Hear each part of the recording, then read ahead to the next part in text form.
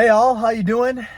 Want to talk today about the cost of building and what you should do if you're a builder or a customer. So this video is for anybody who's thinking about building a home, for anybody that's a home builder, any salespeople selling new construction. I think this is just a good piece of information for anybody who's thinking about building or in the building industry to know. So, and this isn't fact. I mean, it's got to be pretty close. I've been in the industry for a long time. I feel like I really know my stuff, but this is my opinion, of course. So there's a common misconception out there right now that I've been hearing more and more and more as prices have been going up and up and up, and it makes sense. And the misconception is, you know what, I'm going to wait until these prices come down. Well, I don't think that they are going to come down. Yes, lumber is a commodity. That's the one thing, you know, when it comes to bidding out a house, lumber can be more today than it was 2 weeks ago, or it could be less 3 weeks from now than it is today. So that number does fluctuate. However, when lumber spiked back in July of 2021, it did come back down. It started to fall, and that's what people had said then. Okay, I'm going to wait for things to just kind of chill out and prices to come down. So, you know, all the while we knew that at some point lumber would stop going up and eventually start coming down. We also knew that everything else was going to continue to go up in price. Garage doors, siding, windows, everything, every component in a house. And so lumber did start to fall in, October, September, October, November. But it never, it went up from, a lumber package for a house in 2020 that was $25,000 went up to close to $90,000 in July. And then as it fell in, September, October, November, it's not like it came back down to 25,000. It was still, probably double what it was. So that could happen, and that will happen again with lumber. Because again, now we just hit a peak recently. This is, we're towards the end of March 2022. They projected that lumber was gonna, at least our lumber company said it was gonna go up another 35%. Between April and May, and it actually stopped going up, and it looks like it's going to be coming down a little bit. So thank God for that.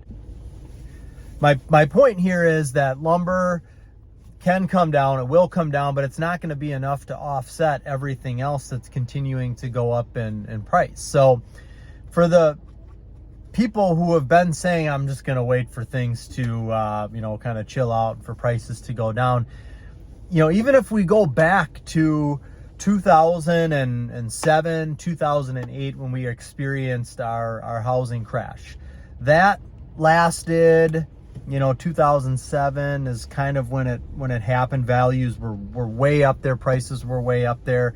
And then towards the end of 2007, 2008 is when things ended up, we really started to see things and feel the effect. In 2008, 9, 10, 11, 12, depending on where in the country you were. But when that happened, it's not like the home builder said, okay, we're going to lower our prices. It's not like things ended up costing less. It's not like shingles all of a sudden went down in price, or, the aluminum for the soffit and fascia, or windows. It's not like these things dropped in price. I mean, yeah, lumber, if there's less lumber being used, that's going to fall. That's going to help. But any of these other products that are out there, and I mean, you can match that up to vehicles. I mean, when we went through the recession that we had, the prices of vehicles, yes, some of it may have looked like it went down because there was inventory that wasn't purchased in that particular year, and so it was left over the next year. But it's not like the cost of, tires or engines went down. It's not like the cost of a new car went down. It probably just didn't go up for a little bit. They just stopped going up. Same thing with the houses. So, year by year, you know, going from, at least in our market, from, we'll say 2012, 13 up until now, everything has been increasing every year. You know, cabinets go up 10% every year. Windows go up a certain percentage every year. Everything goes up a certain percentage every year. Now, it's accelerated quite a bit these last couple of years, but during our recession period, the prices just stopped going up. People, they knew they wanted to fight through the recession. They wanted to get business, and it's harder to get business if prices are high. So everybody held their prices so that ultimately we as a builder could at least hold our prices, or maybe, okay, if we need to lower them a little bit, that means that we're taking away from our profit and overhead, but we're at least not getting hit with, you know, price hikes from other materials. So things aren't going to really come down in cost, aside from whatever happens with lumber, but it's not going to be significant enough with lumber to offset everything else that goes up. I mean, look at gas and how gas is going up. That directly contributes to the cost of materials, albeit the shipping that's needed to bring the product there, or maybe it's even used in the certain types of products or materials. The one thing that did happen when we had the recession is, you know, subdivisions that were developed in, you know, like 2000 and through 2005, we'll say, and especially ones that just finished up in 2006, 2007, those subdivisions, some of those builders that developed those subdivisions, some of those developers, they had a lot of land out there, and all of a sudden, once people stopped buying and that inventory stopped getting snatched up, now they were left kind of holding the bag. So there were a lot of these subdivisions that went into foreclosure and got taken back by the bank. So lot prices definitely fell. You know, in the subdivision that we build a lot of our homes in, the lot prices right now are back up to where they were before the last recession. They are in between $100,000 and $120,000. Back in the original first part of that development was developed back in, I want to say, the early 2000s, and when things just went stagnant and there were a lot less people building out there, they basically decided that we just want to get rid of this stuff. We don't want to hold this anymore. You're paying interest, you're paying taxes, whatever those holding costs are. So they basically kept chopping down the lot prices until they were able to just get rid of them. But if somebody develops a new subdivision right now and their cost is $90,000 a lot, and they can afford to sit on that, you know, they're not just going to discount their lot prices down to below $90,000 a lot. They're going to let them sit, and then what will happen is, after we get through our next little, you know, bump in the road, then the lot prices will go back up again, and they'll be good. I mean, yes, some of them may come down. If a farmer is going to chop off 5 acres and sell it right now today, he can get between, you know, 175 and even up to 250. I've seen 5-acre parcels selling for, which is very much on the high end. But what could happen if there's a lot less people out there buying and somebody wants to sell a 5-acre parcel, they might have to price it at, you know, 150 to 200. So yes, those property values could come down a little bit, but the building costs are not all of a sudden just gonna, our base prices that we have for our homes are never gonna come down. They may just stop going up for quite a while, but they're never gonna come down unless we decide that we're just gonna make less on each house. Or something happens where, you know, the lumber really drastically drops, and we can look at things and say, okay, we can afford to take off realistically $10,000. I mean, it's not like it's going to be this huge amount. So for those of you that think I'm just going to wait until, you know, prices go down, that's what I have to say about that. The other thing you have to think about is interest rates are already going up.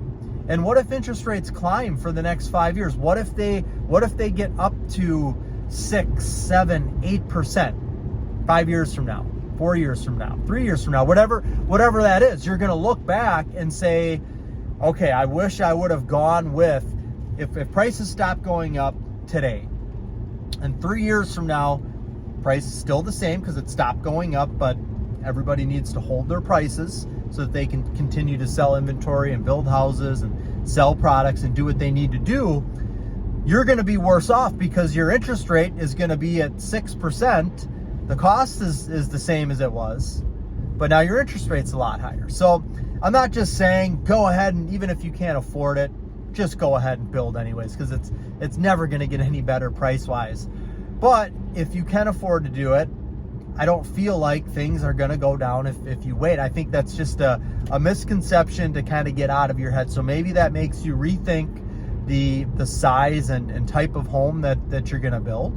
You know, maybe you need to do something a little bit smaller or cost efficient, or maybe, you know, I mean, really, if you're saying, okay, I'm going to wait for prices to come down. So what if they came down $20,000? What if we just said, okay, our home builds are going to be $20,000 less from here on out, but the interest rates keep creeping up? It's not like there's really going to be a difference. Or again, you're going to look back and say, I wish I would have just spent the extra $20,000, got that out of the way up front, because now I'm going to be paying an extra $35,000 on the life of my mortgage. So that's the information that I have. I want to just get rid of that misconception of I'm going to wait for prices to come down. And it's hard for me as a builder to hear that. And this is what I tell people who, you know, when they call and I give them kind of initial pricing. You know, if somebody calls, they've never built before, they're just looking into building, they want to start getting information, and I throw out a number of, you know, it's going to be $600,000 to build your 2,000 square foot house on this ranch. A lot of people are just like, oh, okay, that's way out of the ballpark. So they need to kind of have a paradigm shift. Number one, can you afford that? You know, if not, then you've got to rethink what you want to do, and maybe you aren't able to build. But the one thing you can't tell yourself is I'm just going to wait for things to get better, because they're not going to get. I mean, the prices, the best thing that can happen is that prices just stop going up for the next few years. And then what'll happen is when things get good and great again 4 or 5 years from now, then those suppliers that have been holding their prices for the last 5 years are going to start to increase every year. And that's what happened the last time. Prices were held between 2008, 2012. And then once we started to, you know, see more activity in the home building market, then all of those vendors said, okay, now we can make up for what we didn't do. We can start doing our price increases. But that's the best scenario right there, is that prices just stop going up. So it's just something to keep in mind, whether you're a builder, whether you're selling new construction. You can explain this to potential clients to hopefully avoid some of them walking away and deciding not to build. And if you're somebody that is thinking about building, then this is definitely something that you need to know as well. So that's all I have for today. If you don't subscribe to the channel, please do so. Click the little bell for notifications so you get notified of more videos like this. Take care and God bless.